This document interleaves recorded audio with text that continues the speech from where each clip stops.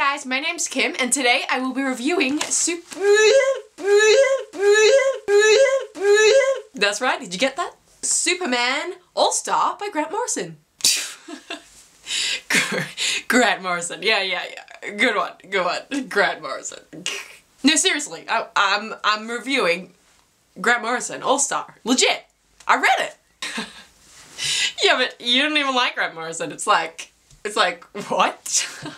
You specifically told us you would never read Grant Morrison. You told us that. So, yeah, but that was a long time ago and I was very small and naive and I just shut up! I'm gonna be reviewing this damn book. I know. I said that I hated action comics so much and I would never read Grant Morrison ever again. But I lied. I read Superman All-Star. Wow. My faith in the world has been restored. It's been restored. Holy moly, what a Superman comic. 5 out of 5 stars. Wow. If you want to read a Superman comic, this is the comic I would suggest for you to read. Please, just read it and you will understand me. Superman All-Star is one of those graphic novel comics that is one of the top, or listed as one of the top Superman stories of all time. And I have to agree with that. This, by far, I can safely say, is one of my all-time favorite Superman stories. This was originally released in 12 issues, so the story may be a little choppy at times because you've got to remember it was released issue by issue. But the story is so good, and the main premise at the very beginning is a spoiler, so just go away if you don't want to hear it. Lex Luthor poisons Superman at the beginning, and Superman is dying. Just, whoa! That's how you start a Superman comic.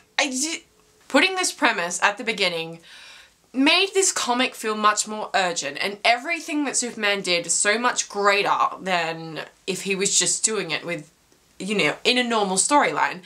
This urgency pushed the story further and further, and you could just see how it was going to progress, and I just loved it.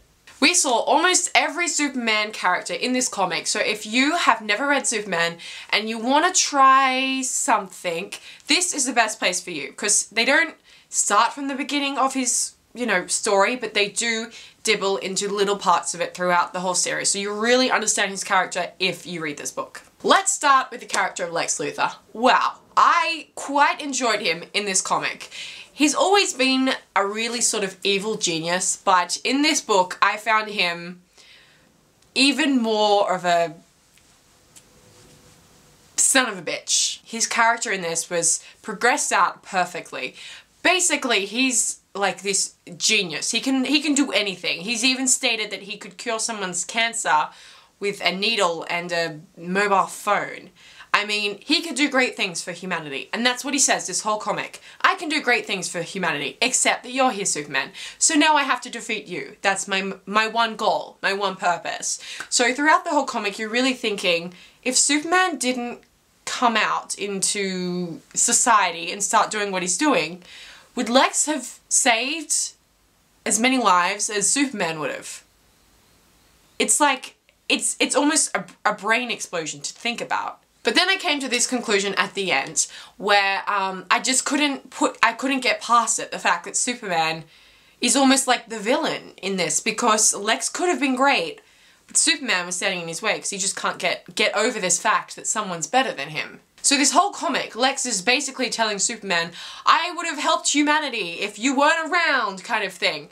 And what I really, really loved at the end, which sort of sold it for me, was Superman stated to Lex at the end, like, he didn't even have to say much, it was just this one thing, that if Lex really cared about humanity, he would have saved them. And I think ultimately that's what his character comes down to.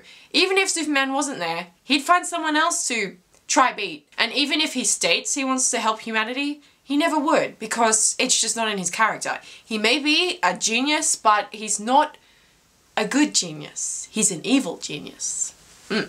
Lois Lane.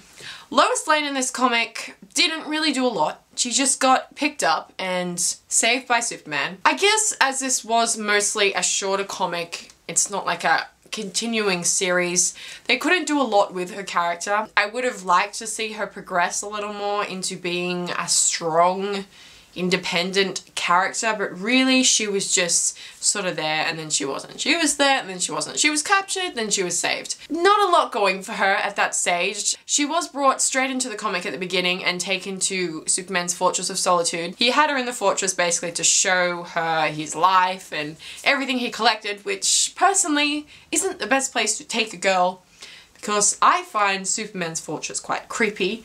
He's got so many weird collections of weird things. I don't know if that's my thing.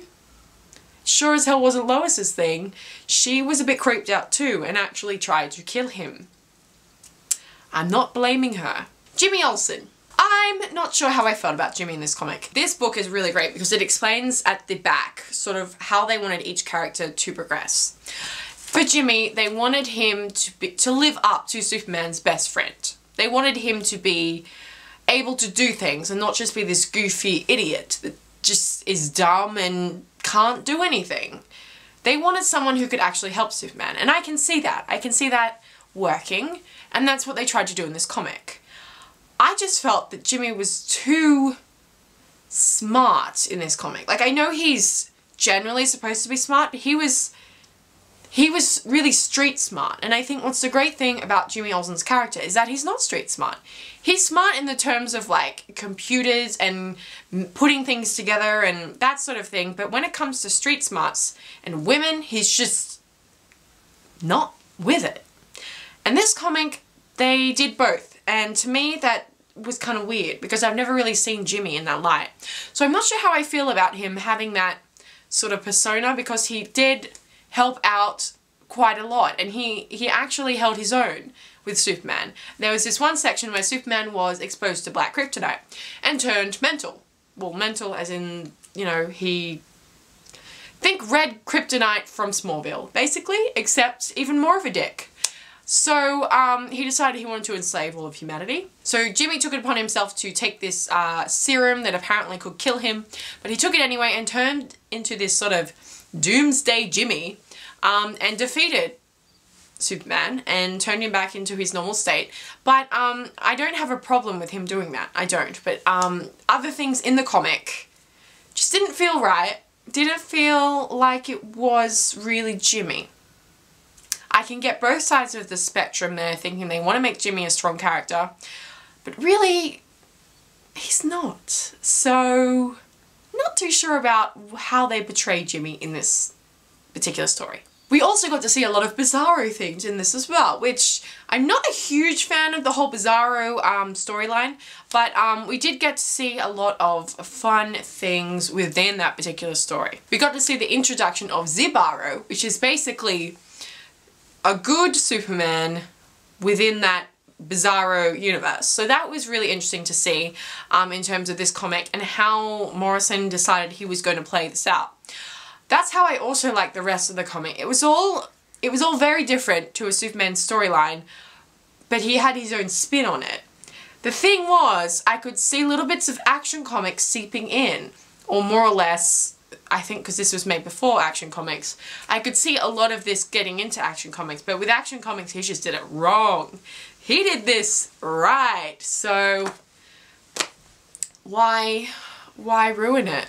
Now, I would love to go into giant depth about this comic and what it's all about, but I don't want to overload your brain with the minutes that you're watching right now. So that's going to be it for the review today, guys. I really enjoyed this comic, and I suggest for anyone that hasn't read it to read it. I give it a 5 out of 5. Like, that's a huge thing for me. 5 out of 5 is great. So I suggest you read it, and I want to say thank you so much for watching today, guys.